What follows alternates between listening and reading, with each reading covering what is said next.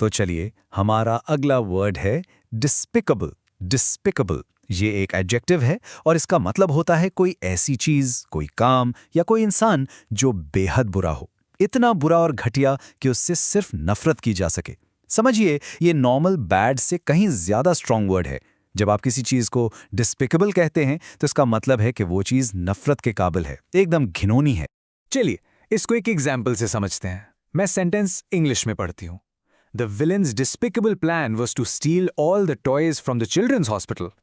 तो सोचिए, यहाँ विलन के प्लान को सिर्फ बुरा नहीं बल्कि डिस्पिकेबल कहा गया है। ऐसा क्यों? क्योंकि हॉस्पिटल में बीमार बच्चों से उनके खिलौने चुराना ये कितनी नीच और घिनौनी हरकत है ना? इसके लिए कोई माफी नहीं हो सकती।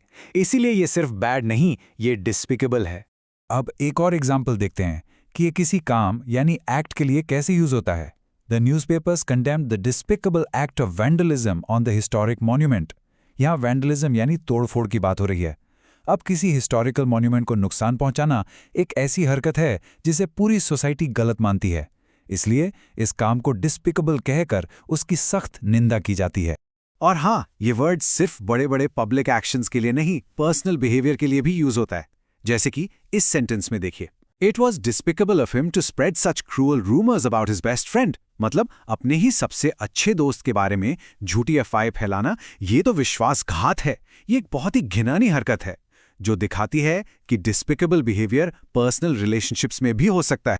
अब देखते हैं कि रियल वर्ल्ड में, जैसे न्यूज रिपोर्ट्स में, इस वर्ड का कितना वजन होता है। The international community has condemned the attack as a despicable act that violates all human values. जब न्यूज़ या ऑफिशियल स्टेटमेंट्स में ये वर्ड यूज होता है ना, तो ये एक बहुत स्ट्रांग मैसेज देता है। ये बताता है कि जो हुआ वो सिर्फ एक क्राइम नहीं बल्कि इंसानियत के खिलाफ एक ऐसा काम है जिसे पूरी दुनिया घिनौनी नज़र से देखती है।